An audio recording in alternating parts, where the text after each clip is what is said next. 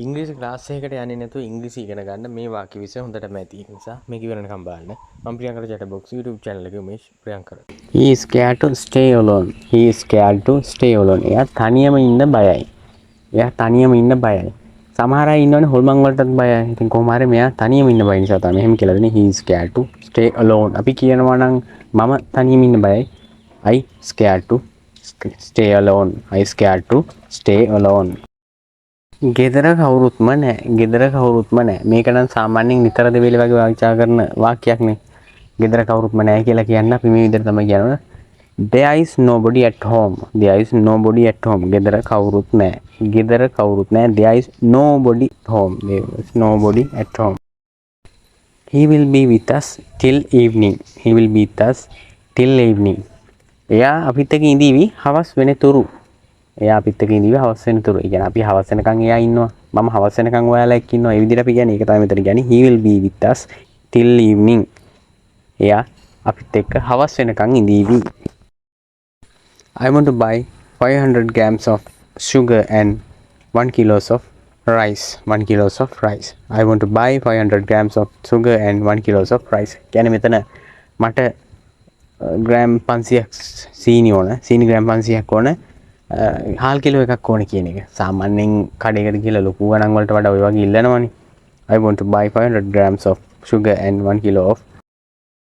What do you want to buy? What do you want to buy? ඔයාට මොනවද මිලදී ගන්න ඕනේ? ඔයාට මොනවද මිලදී ගන්න ඕනේ? What do you want to buy?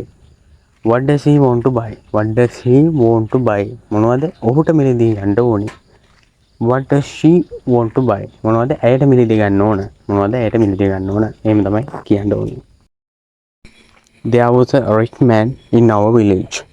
There was a rich man in our village. අපේ ගමේ පොහොසත් මිනිහෙක් හිටියා. අපේ ගමේ පොහොසත් මිනිහෙක් හිටියා. එතකොට අපි ඔක ওই විදිහටම කොහොමද කියන්නේ? අපේ ගමේ දුප්පත් මිනිහෙක් හිටියා. There was a poor man in our village. There was a poor man in our village කියලා කියන්න පුළුවන්. Don't you buy green gram. Green gram කියලා කියන්නේ මුං ඇට වලට. Don't you buy green gram. ඔයා මුං ඇට මිලදී ගන්නේ නැද්ද? ඔයා මුං ඇට සල්ලි වලට ගන්නේ නැද්ද කියලා අහනවා. කොමාරි වෙන බඩු ටිකක් ගන්නවා කියලා හිතනකො පොලට ගිහිල්ලා එතකොට ඒ මුදලාලිගා මුං ඇටක් තියෙනවා. මුං ඇට මිලදී ගන්නේ නැද්ද කියලා එයාම අහනවා. Don't you buy green gram. In addition to that, I have to buy kerosene oil. Kerosene oil.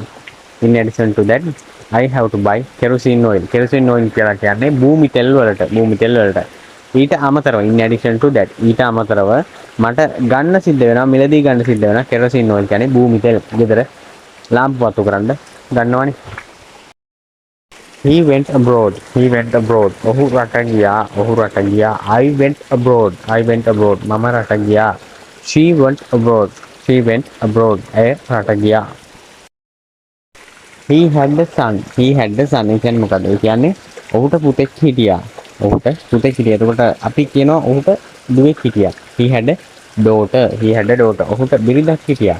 He had a wife. He had a wife. ඒ විදිහට හදලා කියන්න පුළුවන්. He had a son. ඔහුට පුතෙක් හිටියා. ඔයා දැකලා තියෙනවද සමහර අය මැරෙනවා රහසිගතව. රහසිගතව ඒක නිසා පරීක්ෂණ පවත්වලා මොනවද වෙලා කියලා මොන කොහොමද මැරුණේ කියලා තමයි පස්සේ තමයි පරීක්ෂණ වලින් පස්සේ තමයි හොයාගන්න හම්බ වෙන්නේ. He died mysteriously. Mysteriously කියන්නේ රහසිගතව. රහසිගතව. He died mysteriously. ඔහු රහසිගතව මියදුනා මිය ගියා. The mystery is still there. The mystery is still there. එහෙම කියලා කියන්නේ රහස තාමත් එහි තියෙනවා. රහස තාමත් එහි තියෙනවා. Mystery is still there. රහසක් සැඟ වෙලා තියෙනවා. මොකක් හරි රහසක් සැඟ වෙලා තියෙනවා. අපිට ඒක හොයාගන්න විදියක් නැහැ. ඉතින් ඒක තමයි කියන්නේ the mystery is still there. Don't buy goods from this man. Don't buy goods from this man. මේ මනුස්සයාගෙන් බඩු මිලදී ගන්න එපා. මේ මනුස්සයාගෙන් බඩු මිලදී ගන්න එපා. මොකද දන්නවද? නිකන් හරි හිතලා බලන්න නරක වෙච්ච කෑම. ඒ වගේම අඩු බර ඇතිව බඩු විකුණනවා නම් එක පාඩුවක් ඒ පාරිභෝගිකයට වෙන පාඩුවක් නෙදී. ඒක නිසා තමයි කියන්නේ don't buy goods from this man. Don't buy goods from this man. මේ මනුස්සයාගෙන් බඩු මිලදී ගන්න එපා. He is a cunning man. ඔහු කපටි මනුස්සයෙක්. He is a cunning man. She is a cunning lady. She is a cunning lady. එයා කපටි ගෑනු කෙනෙක්. එයා කපටි ගෑනු කෙනෙක්. මෙතන කියලා දෙන්නේ he is a cunning man. cunning කියන්නේ කපටි කියන එක තමයි ඒකේ තේරුම. The bitch has delivered 2 puppies. The bitch has delivered 2 puppies. The bitch කියන්නේ බැල්ලි කියලා කියන්නේ අපි. මලයි ගෑන සතා බැලි. The bitch has delivered 2 puppies. Delivered කියලා කියන්නේ බිහි කරා කියන එක. බිහි කළා. Puppies 2 puppies කියලා කියන්නේ සතු පොඩි බලු පැටවු දෙන්නේ. පොඩි බලු පැටවු දෙන්නේ. There were 2 puppies in his home. There were 2 puppies in his home. එයාගේ ගෙදර බලු පැටවු දෙන්නෙක් හිටියා. එයාගේ ගෙදර බලු පැටවු දෙන්නෙක් හිටියා. There were 2 puppies in my home. There were 2 puppies in my home. මගේ ගෙදර බලු පැටවු දෙන්නෙක් හිටියා. He sold bad papaya. He sold bad papaya. Bad papaya කියලා කියන්නේ මෙතන නරක වෙච්ච ඒවා එහෙම නැත්නම් තැලිච්ච පොඩි විච කියන්නේ අපි භාවිතයට ගන්න බැරි ඒවා. කන්න සුදුසු නැති දේවල් කියලා හිතන්නකො. කන්න සුදුසු නැති පැපෝල් තමයි මෙයා විකුණලා තියෙන්නේ. He sold bad papaya. He sold bad pumpkin. Bad pumpkin කියන්නේ pumpkin කියලා කියන්නේ වට්ටක්ක කියන එක. He sold bad pumpkin එහෙම කියලා කියන්නේ පාවිච්චියට ගන්න බැරි කන්න බැරි වට්ටක්ක තමයි එයා විකුණුවේ. One has died කියලා කියන්නේ එක්කෙනෙක් මැරිලා. එක්කෙනෙක් මැරිලා. 2 has died. දෙන්නෙක් මැරිලා. 3 has died. තුන් දෙනෙක් මැරිලා. අන්න ඒ වගේ වෙනස් කර කර කියන්න පුළුවන්. One has died. එක්කෙනෙක් මැරිලා. I can't go to work by bus. I can't go to work by bus. මට බස් එකකින් වැඩට යන්න බෑ. මට බස් එකකින් වැඩට යන්න බෑ. I can't go to work by bus. එතකොට මෙයා මොකකින්ද යන්න කැමති?